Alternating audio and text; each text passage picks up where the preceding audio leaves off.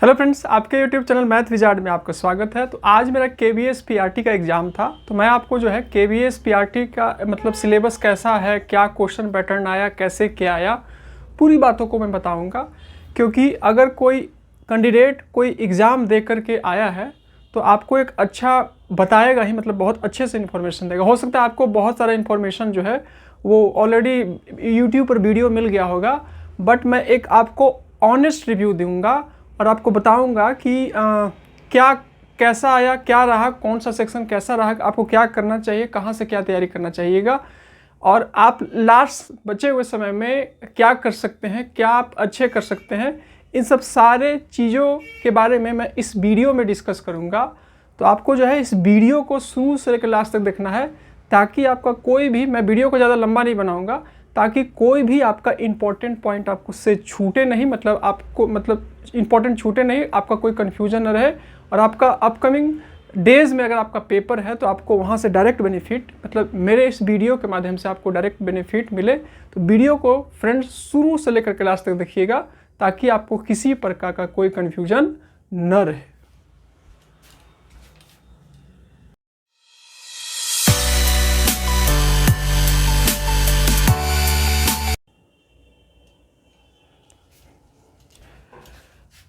तो फ्रेंड्स, आज मेरा KVS PRT का पेपर था, सेकेंड शिफ्ट में पेपर था। पेपर जो है आपका बहुत अच्छा गया मेरा पेपर, मतलब अच्छा गया, मतलब एक्चुअली मैं TGT के लिए भी अपीयर किया था, TGT मैथ्स के लिए भी मैंने अपीयर किया था।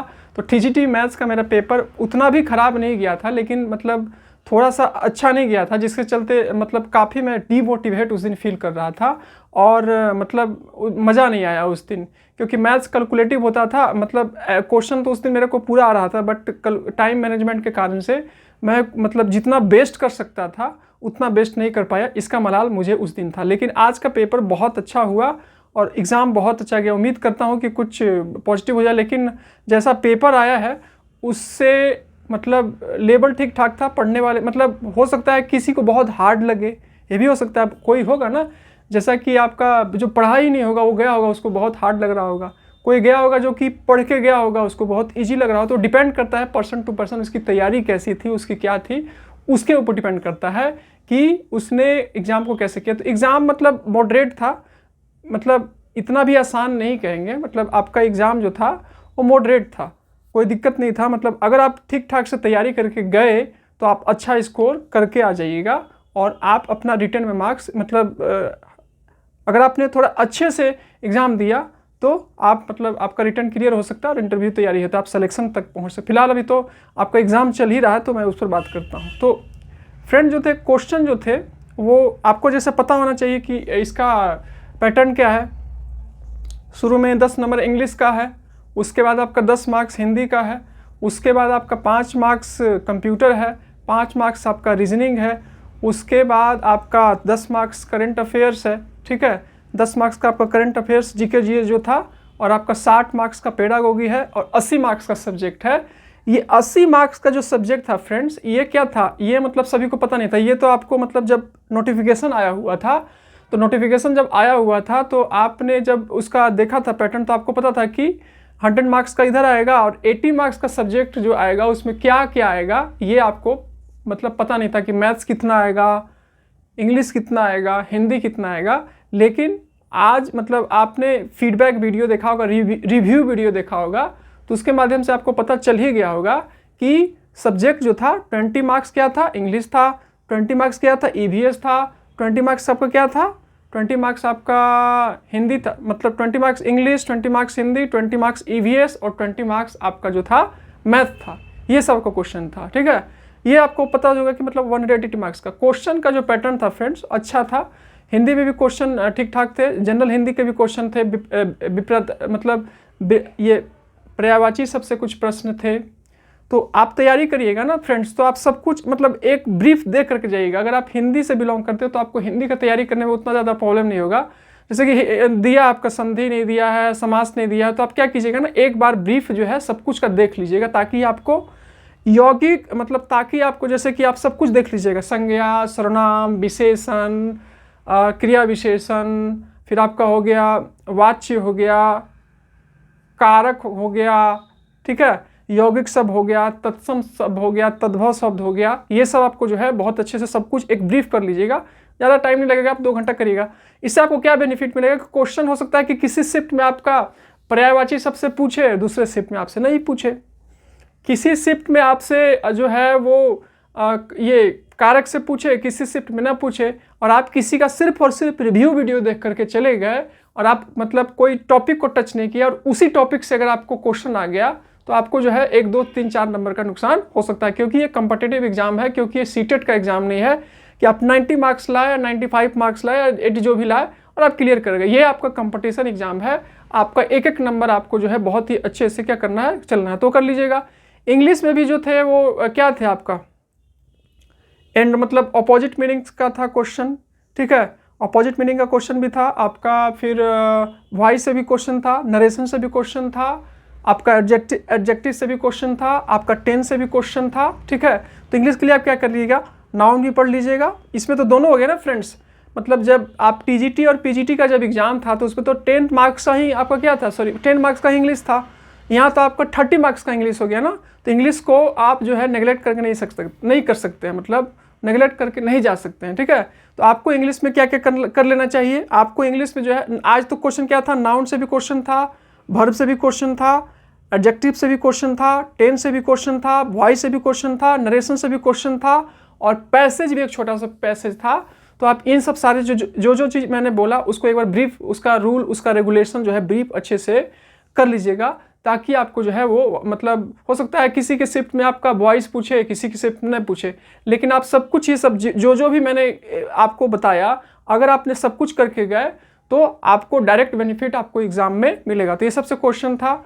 उसके बाद आपका जो था वही ये हाँ जीके जीएस जो क्वेश्चन था फ्रेंड्स, तो जीके जीएस का क्वेश्चन जो था वो कुछ 2-3 क्वेश्चन जो थे वो क्या था आपका, ये एक क्वेश्चन हुआ था, पता नहीं मैं सही मारा, फुटबॉल का जो फीफा कप हुआ था 2022 का, वो कहाँ पर हुआ था। एक और क्वेश्चन था कि विश्व दूध मतलब वर्ल्ड मिल्क डे कब मनाया जाता है, ये भी क्वेश्चन था।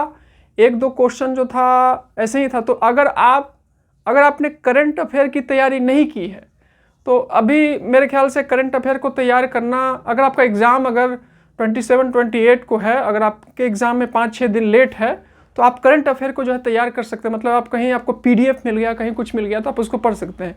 बट अगर आपने नहीं तैयारी की है, आपने सोचा है कि बस मैं ऐसे ही कुछ कर लूँगा, तो उसकी तैयारी नहीं करें, क्योंकि वो बिल्कुल अनप्रेडिक्टेबल है। मतलब और एक क्वेश्चन आया था कि हड़प्पा संस्कृति से भी क्वेश्चन आया था, मतलब ये इस टाइप से क्वेश्चन था। 3-4 क्वेश्चन करंट अफेयर का था और 3-4-5 क्वेश्चन 5-6 क्वेश्चन जो था आपका स्टैटिक जीके से था। तो अगर आपने तैयारी की है तो आप उसको रिवीजन कर लीजिएगा, और नहीं किया तो ये जीके को छोड़ दीजिए, क्योंकि इसमें इतना सिलेबस है कि उसका कोई फिक्स नहीं है, तो आप उसका तैयारी मत करिए, ठीक है। ये हो गया, इसका ये बता दिया। रीजनिंग तो अगर आप जनरल अगर कभी भी आप सॉल्व कर रहे हैं, जैसे कि आपका सिटिंग अरेंजमेंट से क्वेश्चन था, आपका एक क्वेश्चन जो सिटिंग अरेंजमेंट से हो गया, एक क्वेश्चन वेनन डायग्राम से था क्वेश्चन, ठीक है, और एक क्वेश्चन जो था वो कि दक्षिण में बैठे हैं, ये बैठे हैं, फिर उसके बाद ये होता है ना कि उत्तर में बैठा है, दक्षिण में बैठा है, इसके सामने ये बैठा है, उस टाइप का क्वेश्चन था एक। उसके बाद एक क्वेश्चन था आपका कि इससे पहले आता है, इसके पहले ये आता है, इस टाइप का एक क्वेश्चन था। तो जनरली रीजनिंग में आप जो क्वेश्चन जनरली आपको देखते हैं कि कहीं में ब्लड रिलेशन पूछा, किसी में नहीं पूछा, किसी में पूछा, तो जनरली जो रीजनिंग का क्वेश्चन होता है वही आपको जो है एग्जामिनेशन में देखने को मिला। कंप्यूटर में वही आपका आ रहा है। टीजीटी का भी मैंने एग्जाम दिया था तो यही आपका था इनपुट क्वेश्चन। तो आप क्या कर लीजिएगा टीजीटी में, इनपुट डिवाइस को अच्छे से रिवाइज कर लीजिएगा, अच्छे से उसका कॉन्सेप्ट क्लियर कर लीजिएगा, आउटपुट डिवाइस का अच्छे से कर लीजिएगा, ऑपरेटिंग सिस्टम का कर लीजिएगा। अगर इनपुट डिवाइस, आउटपुट डिवाइस ये सब अगर आप कर लीजिएगा, और ये कुछ नॉर्मल क्वेश्चन कर लीजिएगा, शॉर्टकट की कर लीजिएगा, क्या क्या कर लीजिएगा मैं बता दे रहा हूँ। इनपुट डिवाइस आपको कंप्यूटर का तैयार कर लेना है, आउटपुट डिवाइस पढ़ लीजिएगा, ऑपरेटिंग सिस्टम पढ़ लीजिएगा, और कुछ जनरल क्वेश्चन पढ़ लीजिएगा, कुछ फुल फॉर्म कर लीजिएगा। इतना कर लीजिएगा तो आपको 5 में 3-4 नंबर आपका आराम से, मतलब 100% आप सिक्योर हो जाइएगा। 3-4 नंबर मतलब जो ट्रेंड अभी चल रहा है उसके अकॉर्डिंग आपका मार्क्स बन जाएगा। ये हो गया बात। उसके बाद आता है क्या, मैथ्स में तो आपका जनरल जो सब्जेक्ट दिया हुआ था, कुछ क्वेश्चन जो था आपका मैथ में, एक सर्कमफेरेंस फाइंड करना था, एक कैलेंडर पर था, एक आपका डिविजिबल पर था कि स्पेस में मल्टीप्लाई करेंगे तो क्या होगा, किससे क्या करेंगे। तो जनरल क्वेश्चन जो मैथ्स जो होता है ना वही आपका था। जनरल और कुछ मैथ आपका कुछ बहुत ज़्यादा वास्ट नहीं था, ठीक है। एक इंजेक्शन का मतलब आप थोड़ा सा भी मैथ के टच में हैं, मनी आपका क्लियर है, आपका मेंसुरेशन कुछ कुछ क्लियर है, अगर आपका ये मल्टीप्लिकेशन क्लियर है, आपका पॉइंट वाला मल्टीप्लिकेशन क्लियर है, मतलब आपको क्या क्या करना है बता देना हूँ। आपको जो है थोड़ा सा मेंसुरेशन कर लेना है कि रेक्टेंगल का फॉर्मूला क्या होता है, एरिया ऑफ रेक्टेंगल क्या होता है, एरिया ऑफ पैरेललोग्राम क्या होता है, एरिया ऑफ सर्कल क्या होता है, ठीक है, एरिया ऑफ स्क्वायर क्या होता है। एक क्वेश्चन ये भी था मैथ्स में कि जब आप क्यूब को खोलिएगा तो उसका फिगर कैसे बनेगा, तो उसको भी आप कर लीजिएगा। एक क्वेश्चन कैलेंडर का था, ये क्वेश्चन को कैसे करिएगा कैलेंडर, तो वो उसका भी आप प्रैक्टिस कर लीजिएगा अगर आपके पास टाइम है। तो इस टाइप का क्वेश्चन आया हुआ था। तो जनरल आपको मैथ्स में आपको वही मिलेंगे और कुछ आपको अलग से नहीं मिलेगा, ठीक है। उसके बाद आपको जो क्या था, ये ईवीएस का क्वेश्चन जो था एनसीईआरटी के बेसिस पर, मैं आपको एडवाइस दूंगा कि आप क्या कीजिए 3 to 5 एनसीईआरटी का जो इन्वायरमेंटल स्टडी का जो है उसका आप एक बार, अगर आपके एग्जाम में टाइम है 3, 5, 4, 5 दिन, तो आप उसको अच्छे से पढ़ लीजिए, आपको ज़्यादा टाइम नहीं लगेगा। अगर आप वर्किंग नहीं है, अगर आप 6-7 घंटा लेकर के बैठिएगा तो आपको आराम से होगा। देखिए अगर आप किसी का पीडीएफ लीजिएगा या किसी का नोट्स लीजिएगा तो उसमें क्या होगा कि हो सकता है कि वो कुछ पॉइंट ऐड करे, हो सकता है वो कुछ पॉइंट ऐड नहीं करे, लेकिन अगर आप लाइन बाय लाइन पढ़ लीजिएगा अभी रिसेंट में ईवीएस का, तो आपको डायरेक्ट बेनिफिट मिलेगा, ठीक है। डायरेक्ट आपको वहाँ से बेनिफिट मिल जाएगा, मतलब डायरेक्ट आपको बेनिफिट मिल जाएगा और आपको एग्जाम में एकदम सीधे सीधे आपको फ़ायदा करेगा, ठीक है। और किसी का पीडीएफ लेकर पढ़िएगा तो अगर आपका एग्जाम है 1-2 दिन के बाद या कल परसों है तो उतना ज़्यादा आपको बेनिफिट नहीं करेगा। आपको पीडीएफ है तो पीडीएफ से ही पढ़ लीजिए। लेकिन अगर आपका एग्जाम 27-28 को, तो अभी आपके पास 6-7 दिन का टाइम है, आप उसमें हल्का सा टाइम को एडजस्ट करिएगा, तो 3, 4, 5 को एक बार ब्रीफ करिएगा तो अच्छे से पढ़ लीजिएगा, वहाँ से डायरेक्ट क्वेश्चन आपको बन रहे हैं। और अगर आपके पास थोड़ा सा टाइम है तो एक चीज़ मैं आपको और फिर बताऊँगा, क्लास 6 का, क्लास 7 का, क्लास 8 का एनसीईआरटी का जो अगर आपको कुछ ब्रीफ कर लीजिएगा हल्का हल्का, जैसे कि क्वेश्चन की एक क्वेश्चन आया हुआ था कि जो फिश होता है वो ये क्या पानी में क्या छोड़ देता है, यूरिक एसिड था, यूरिया था, ये अमोनिया था, इस टाइप का क्वेश्चन। तो ये क्वेश्चन हमको कुछ 6-7, मैं जब सीटेट का, मेरा बैकग्राउंड साइंस का है, तो मैं सीटेट पेपर 2 का जब तैयारी कर रहा था तो मतलब 6-7 8 क्लास का एनसीईआरटी में पढ़ा था, तो मेरे को वहाँ पर पता चला कि अगर कोई बच्चा ईवीएस में अगर आप 20 आउट ऑफ 20 स्कोर करना चाहते हैं, तो अगर मतलब जो भी कैंडिडेट है जिनका एग्ज़ाम में 3-4 दिन लेट है, अगर वो क्लास 3, क्लास 4, क्लास 5 का पूरा अच्छे से ईवीएस कर लेते हैं, साथ ही साथ 6, 7, 8 तक का कुछ वो सारा मतलब साइंस का एक ब्रीफ कर लेते हैं, तो आराम से 90 to 20 क्वेश्चन आराम से वो स्कोर कर सकते हैं, कोई दिक्कत वहाँ पर नहीं है। ये हो गया। हिंदी की बात बताऊंगा, आपका तो जनरल जो हिंदी होता है तो उसमें तो आपका पर्यायवाची शब्द, विलोम शब्द, संधि ये सब था, लेकिन हिंदी का एक खास बात ये आज का ये हमको देखने को ये मिला कि मैं आपको एक बात बताऊंगा, हिंदी में अगर आप 20 आउट ऑफ 20 स्कोर करना चाह रहे हैं तो आप क्या कीजिएगा कि 1 से लेकर के 5 की जो एनसीईआरटी किताबें हैं ये हिंदी की, उसका चैप्टर, अगर वैसे कैंडिडेट जो जिनका एग्ज़ाम 27 और 28 को है तो उनके पास कुछ टाइम है, तो अगर आप थोड़ा सा हल्का सा ब्रीफ देख लीजिएगा कि पोएम उसका कुछ कर लीजिएगा, कुछ स्टोरी कर लीजिएगा 2, 3, 4, 5 का, तो वहाँ से डायरेक्ट क्वेश्चन निकले थे कि ये कहानी हुआ तो ये हुआ। एक्चुअली मैं टीजीटी मैथ्स का मतलब मैं एग्ज़ाम दिया था और मैं उतना पीआरटी का तैयारी नहीं किया था, और मतलब पीआरटी का तैयारी नहीं किया था तो मेरे को उतना पता नहीं था इसके बारे में। लेकिन मैं जब एग्ज़ाम दिया तो मेरे को आज ये फील हुआ कि अगर वो कैंडिडेट जो कि एक क्लास 1 to 5 का हिंदी का क्वेश्चन, हिंदी वाला जो चैप्टर होता है उसके अगर आप उसके टच में हैं तो आपको जो है आज आपको मतलब आने वाले एग्जाम में आपको डायरेक्ट बेनिफिट करेगा। कोई स्टोरी से था कि ये स्टोरी आपको दे दिया, एक पोएम से क्वेश्चन था तो आपको पोएम उठा के दे दिया कि ये इसमें 4-5 क्वेश्चन थे, तो अगर आप ये हिंदी का कुछ पढ़ करके चले जाइएगा तो आपको जो है डायरेक्ट बेनिफिट करेगा। आपको चैप्टर पढ़ लेना है, अगर आप चैप्टर पढ़ के जाइएगा तो आपको डायरेक्ट वहाँ पर बेनिफिट कर जाएगा, क्योंकि 3 से 4, 5 से 6 क्वेश्चन मेरे को वहाँ पर देखने को मिले, तो उसमें मैंने टिक लगा दिया, उसमें मेरा सही हो भी सकता है और मेरा सही नहीं भी हो सकता है, ठीक है। तो अगर आप उसको करके जाइएगा, ये जो टेक्स्ट बुक होता है आपका एनसीईआरटी का हिंदी का, वो उसको पढ़ के जाइएगा तो 3-4 क्वेश्चन आपको वहाँ से डेफिनेटली, अगर आप अभी पूछ रहा है तो डेफिनेटली आने वाले एग्जाम में भी आपको शिफ्ट में पूछेगा, ठीक है। तो आप ये कर लीजिएगा तो आप अपना 4-5 मार्क्स स्कोर कर सकते हैं। और अगर आप पीआरटी की मतलब कहीं पर वर्किंग है और आप एनसीईआरटी के टच में हैं, एनसीईआरटी हिंदी टेक्स्ट बुक के टच में है, आपने पढ़ाया है, तो आपको डायरेक्ट वहाँ पर 4-5 नंबर का बेनिफिट मिलेगा। क्योंकि जनरल हिंदी का जो भी कैंडिडेट तैयारी करता है वो सिर्फ और सिर्फ संज्ञा, विशेषण, सर्वनाम, संधि, समास जो है, मुहावरे, ये सब का तैयारी करता है, वो टेक्स्ट बुक का तैयारी नहीं करता। तो अगर आप इसका मतलब टच में हैं और अगर आपके पास टाइम है और आने वाले 3-4 दिनों में अगर आप ईवीएस को कर लेते हैं, अगर आप हिंदी को कर लेते हैं, तो आप अपने, अगर आपकी तैयारी बहुत अच्छी है और अगर आप थोड़ा सा टेक्स्ट बुक को भी पढ़ लेते हैं तो आपको डेफिनेटली आप अपने स्कोर में जो है 10 से 12 मार्क्स का जो है वो क्या कर सकते हैं, इंक्रीज कर सकते हैं। अपने सिलेक्शन को 100% सिक्योर कर सकते, मतलब आपका रिटन क्लियर होगा, मतलब रिटन एग्जाम को क्लियर कर सकते हैं, मतलब आपको डायरेक्ट बेनिफिट करेगा। ये बात हो गई। पेडागोगी के क्वेश्चन जो थे वो अंडरस्टैंडिंग बेस पर थे। मैं आपको फिर बोलूँगा कि पेडागोगी का 60 क्वेश्चन था और पेडागोगी का 60 क्वेश्चन में एक बहुत बड़ा इंपॉर्टेंट प्ले रोल करता है। तो क्वेश्चन आपका एनसीएफ से बहुत ज़्यादा क्वेश्चन था, तो एनसीएफ का जो टॉपिक था वो बहुत अच्छे से कर लीजिएगा। एडोलसेंस से क्वेश्चन था, उसका थ्योरी भी कर लीजिएगा, उसके ये अंडरस्टैंडिंग बेस्ड क्वेश्चन कर लीजिएगा, वो भी था।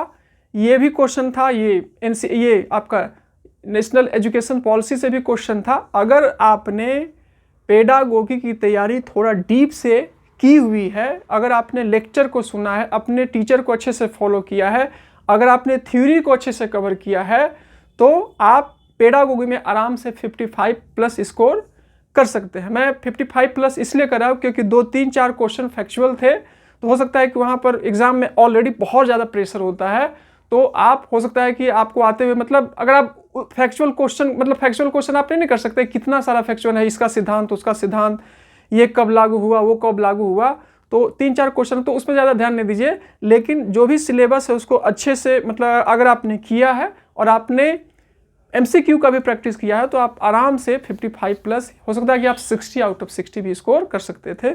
NCF से क्वेश्चन थे, एडोलसेंस से क्वेश्चन थे, नेशनल एजुकेशन पॉलिसी से क्वेश्चन थे, और सब आपका डेवलपमेंट से क्वेश्चन थे, बालक क्या करता है वो, ये सब से क्वेश्चन थे। तो जो जनरल टॉपिक था उसी से क्वेश्चन थे, और सब अंडरस्टैंडिंग में। TGT को जो मैंने पेपर दिया था तो उसमें फंसने वाला था कि ये ऑप्शन होगा, ये ऑप्शन होगा, क्लिक नहीं हो रहा था, लेकिन इसका लेवल थोड़ा ठीक ठाक था, तो मतलब मैं अच्छे से उसको कर पाया और बहुत अच्छे से मतलब मेरा हो गया। मतलब उम्मीद है कि ठीक ठाक ही मैंने किया, तो इस टाइप से आप करिएगा तो हो जाएगा आराम से। तो ये सब देख लीजिएगा और थोड़ा सा MCQ का प्रैक्टिस कर लीजिएगा, तो आपको डायरेक्ट बेनिफिट करेगा। ठीक है, तो एक बार ये आपका एग्जाम का रिव्यू था। और टाइम मैनेजमेंट का भी एक थोड़ा सा प्ले रोल करता है फ्रेंड्स। टाइम मैनेजमेंट जो है आप थोड़ा सा, अगर आप माइंड सेट करके करिएगा आप अपने हिसाब से कि मेरे को, जैसे कि अगर शुरुआत में ही अगर आप थोड़ा सा साइकोलॉजी को करिएगा तो उसको थोड़ा सा क्या हो जाएगा ना, आपको कि थोड़ा सा आप उसमें थोड़ा सोचना पड़ता है ना, तो एनर्जी थोड़ा वहाँ आपका चला जाएगा। तो थोड़ा सा अगर आप और सेक्शन को, जैसे हिंदी कर लिए,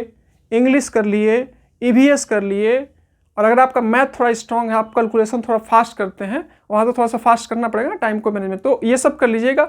उसके बाद जब आप साइकोलॉजी में आइएगा ना, तो थोड़ा उसको थिंकिंग करना पड़ता है, क्योंकि आपका ये मतलब थ्योरेटिकल बेस्ड क्वेश्चन तो है नहीं कि आपको सिद्धांत याद है टिक लगा दिया। वहाँ पर आपको क्वेश्चन को पढ़ना पड़ेगा। क्वेश्चन को पढ़ने के बाद आपको जो है उस पर क्या करना पड़ेगा, सोचना पड़ेगा, और सोच करके आपको जो 3 से 4 ऑप्शन दिया हुआ है वहाँ पर से आपको एक ऑप्शन तक पहुँचना होगा। तो इसमें आपको थोड़ा सा टाइम कंज्यूम होगा। तो अगर आप हिंदी को, इंग्लिश को, EVS को, मैथ्स को, सबको करने के बाद अगर आप साइकोलॉजी को करते हैं, मेरा ऐसा मानना, ये मेरा पर्सनल ओपिनियन है, अगर आप करते हैं तो आपको थोड़ा वो बेनिफिट करेगा, क्योंकि आप ऑलरेडी सारे सेक्शन को कंप्लीट कर लिए हैं, और आपका दिमाग एक रिलैक्स मोड में रहेगा, और आप पेडागोगी का क्वेश्चन जो है बहुत ही अच्छे से क्या कर पाइएगा। क्योंकि अगर आप शुरू में करिएगा तो आपके दिमाग पर प्रेशर आएगा, अरे मैथ भी है, अरे VS भी है, अरे मैंने ये नहीं किया है, तो आप उतने अच्छे से क्लिक नहीं करिए, मतलब उतने अच्छे से सोच नहीं पाइएगा। तो अगर आप लास्ट में करिएगा तो आपको ये बेनिफिट करेगा, क्योंकि अंडरस्टैंडिंग बेस्ड क्वेश्चन आ रहे हैं। थोड़ा सा सोच के करिएगा, थोड़ा टाइम लेकर, मतलब कहने का मतलब ये नहीं कि आप पूरा टाइम उसी में ले लीजिए, थोड़ा सा टाइम को मैनेजमेंट आप कर लीजिएगा कि इसको ऐसे करना है, इसको ऐसे, एक माइंड सेटअप करके जाइएगा, तो आपको डायरेक्ट एग्जाम में बेनिफिट करेगा। और अगर आप थोड़ा सा टाइम एक्स्ट्रा बचाते हैं पेडागोगी के लिए, तो एक्चुअली यहाँ पर 60 मार्क्स का पेडागोगी है, 10 मार्क्स का रहता तो मैं उतना आपको नहीं बोलता, मैं आपको ये एडवाइस नहीं देता, लेकिन आपका 60 मार्क्स का पेडागोगी है, तो थोड़ा सा उसको लास्ट में करिएगा और दिमाग आपका रिलैक्स मोड में रहेगा तो बहुत अच्छे से क्लिक कर पाइएगा। तो ये सब आपका था, मतलब आराम से कर लीजिएगा। तो अच्छे से क्लिक हो गया, कोई दिक्कत नहीं हुआ, टाइम भी बच गया था, क्योंकि थोड़ा सा मैंने टीजीटी में गलती किया था, तो मैंने यहाँ पर कुछ अपना ये क्या किया था, अच्छे से सब कुछ करके इसमें इसको करना है, इसको करना है, इसको नहीं इसको करना है, और लास्ट में मैंने टाइम बचा लिया था। और लास्ट में मेरा मैथ भी था, तो वो 3-4 क्वेश्चन नहीं बना, तो लास्ट में मैंने उसको भी बना लिया था। ये बात हो गई। तो लास्ट में मैं ब्रीफ बता देता हूँ कि आपका हिंदी में वही आप सब कर लीजिएगा, संज्ञा, सर्वनाम, विशेषण, ये सब जो होता है, मुहावरे, ये सब कर लीजिएगा।